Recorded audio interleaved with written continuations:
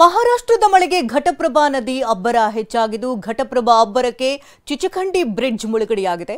ಮುಧೋಳ ತಾಲೂಕಿನಲ್ಲಿರುವಂತಹ ಚಿಚಖಂಡಿ ಬ್ರಿಡ್ಜ್ನ ದೃಶ್ಯಾವಳಿಗಳನ್ನ ನೋಡ್ತಾ ಇದ್ದೀರಿ. ಬಾಗಲಕೋಟೆ ಸಾಂಗ್ಲಿ ರಸ್ತೆ ಸಂಪರ್ಕ ಇದರಿಂದಾಗಿ ಕಡಿತವಾಗಿದೆ. ಸೇತುವೆಯ ಅಕ್ಕಪಕ್ಕ ನೂರಾರು ಎಕರೆ ಕಬ್ಬು ಜಲಾವೃತ ಆಗಿದೆ. ನೀರಿನಲ್ಲಿ ಮುಳುಗಿದಂತಹ ವಿದ್ಯುತ್ ಕಂಬ ಹಾಗೆ ಗಿಡಮರಗಳೆಲ್ಲವೂ ಕೂಡ ನೀರಿನಲ್ಲಿ ಮುಳುಗಿ ಹೋಗಿದೆ.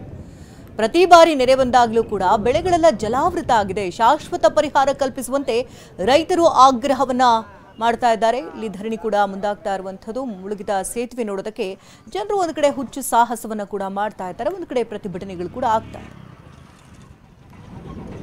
ಈ ಬಗ್ಗೆ ನಮ್ಮ ಪ್ರತಿನಿಧಿ ರವಿ ಮೂಕಿ ಪ್ರತ್ಯಕ್ಷ ವರದಿಯನ್ನು ಕೊಟ್ಟಿದ್ದಾರೆ. ಚಿಚಖಂಡಿಯಿಂದ ನೋಡೋಣ.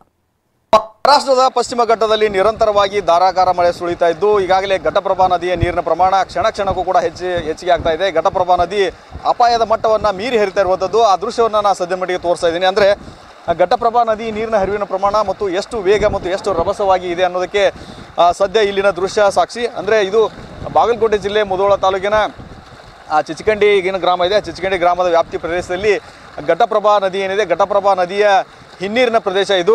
ಅಂದರೆ ಘಟಪ್ರಭಾ ನದಿ ನೀರು ತುಂಬಿ ಎಷ್ಟರ ಮಟ್ಟಿಗೆ ಅದರ ನೀರು ಚಾಚಿಕೊಂಡಿದ್ದಕ್ಕೆ ಅನ್ನೋದಕ್ಕೆ ಇದೊಂದು ಸ್ಪಷ್ಟವಾದಂಥ ಉದಾಹರಣೆ. ಈಗಾಗಲೇ ದೃಶ್ಯದಲ್ಲಿ ನಾವು ಗಮನಿಸ್ತಾ ಇರುವಂತೆ ಅನೇಕ ಗಿಡ ಮರಗಳು, ಕಸಕಂಟಿಗಳು ಎಲ್ಲವೂ ಕೂಡ ಜಲಾವೃತವಾಗಿವೆ. ಅದರ ಜೊತೆಗೆ ಇಲ್ಲೇನು ವಿದ್ಯುತ್ ಕಂಬಗಳೇನಿದ್ದಾವೆ ಅವು ಕೂಡ ಒಂದು ನೀರಿನಲ್ಲಿ ಈಗಾಗಲೇ ಜಲಾವೃತವಾಗಿರುವಂಥದ್ದು. ಇದರಿಂದ ಭಾರಿ ಪ್ರಮಾಣದಲ್ಲಿ ನೀರಿನ ಪ್ರಮಾಣ ಏನು ಹೆಚ್ಚುತ್ತಾ ಸಾಗ್ತಾ ಇರೋದರಿಂದ ಈ ವ್ಯಾಪ್ತಿಯ ಪ್ರದೇಶದಲ್ಲಿರುವಂತಹ ಅನೇಕ ಸಾವಿರಾರು ಎಕರೆ ಪ್ರದೇಶದ ಕಬ್ಬು ಬೆಳೆ ಜಲಾವೃತವಾಗಿರುವಂಥ ಸನ್ನಿವೇಶವು ಕೂಡ ಇಲ್ಲಿ ಕಂಡು ಬರ್ತಾ ಇದೆ. ಅದನ್ನು ಕೂಡ ನಾವು ತೋರಿಸ್ತಾ ಇದ್ದೀವಿ.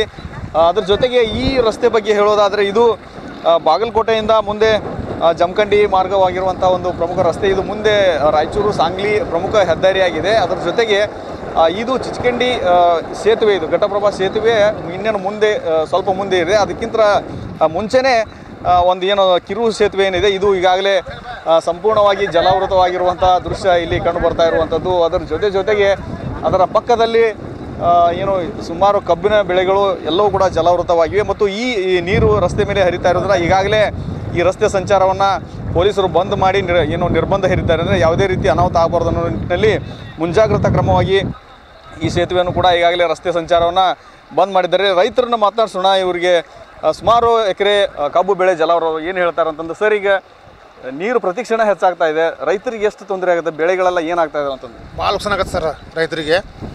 ಈಗ ಸರ ಹೆಸರು ಉದ್ದ ಎಲ್ಲ ಬಿತ್ತೀವಿ ಸರ, ಭಾಳ ಉಳ್ಳಾಗಡ್ಡಿ ಸರ, ಭಾಳ ಕಬ್ಬ ಭಾಳ ನುಕ್ಸಾನ ಐತೆ ಸರ. ಗೌರ್ಮೆಂಟ್ಗೊಂದು ಕೊಡೋದು ಸಾಯರಿ ಅವ್ರು 2-3 ರೂಪಾಯಿ ಕೊಡ್ತಾರೆ ಸರ. ಈಗ ನಾವು ರೈತರು ಖರ್ಚು ಮಾಡೋದು ಒಂದು ಎಕರೆಗೆ 210-15 ಸಾವಿರ ರೂಪಾಯಿ ಖರ್ಚು ಮಾಡ್ತೀವಿ ಸರ. ರೈತರು ಗೌರ್ಮೆಂಟ್ ಕೊಡೋದು ಭಾಳ ಕಡಿಮೆ ಐತೆ ಸರ. ಈಗ ನಮ್ಗೆ ಕೊಡಿದ್ರಿ ಏಟು ಕೊಡ್ತಾರೆ ರೀ, ಭಾಳ 3-2-3 ಸಾವಿರ ರೂಪಾಯಿ ಕೊಡ್ತಾರೆ ಸರ. ಈಗ ನಮ್ಮದು 30-40 ರೂಪಾಯಿ ಖರ್ಚು ಮಾಡ್ತೀವಿ ನಾವು. ನುಕ್ಸಾನ ಸರ್ ರೈತರಿಗೆ ಭಾಳ ಎಲ್ಲ ಪೂರ ಮುಣಿಬಿಟ್ಟವ್ರು ಸರ್, ಎಲ್ಲ ಪೂರ್ತಿ ಸರ್. ಎಲ್ಲ ಒಟ್ಟು ರೈತರು ಭಾಳ ನುಕ್ಸಾನ ಸರ್.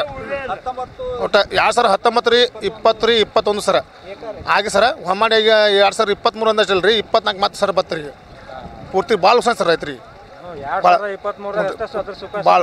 ಭಾಳ ನುಕ್ಸಾನ ಐತೆ ಸರ್. 5 ವರ್ಷ ಗಂಟೆ ನಾವು ಬರೀ ಕಷ್ಟನ ಅನುಭವಿಸಕತ್ತೀವಿ ನಾವು.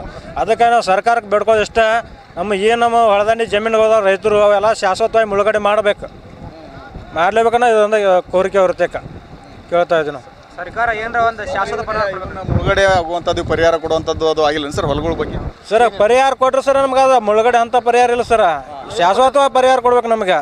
ಇದು ಅಷ್ಟೊಂದು ಸರ್ 2,000-3,000 ರೂಪಾಯಿ ಕೊಡ್ತಾರೆ ಸರ್ ಎಕರೆಗೆ. ಬಂದು ಕಬ್ಬಿನ ಸಾಲ ಕೊಡೋಕೆ ಕಡುವು ಯಾಕಾಗಲ್ಲ ರೈತರಿಗೆ. ಆ ನಮ್ಮನೆ ಪರಿಸ್ಥಿತಿ ನಿರ್ಮಾಣ ಆಗೈತಿ ನಮಗೆ.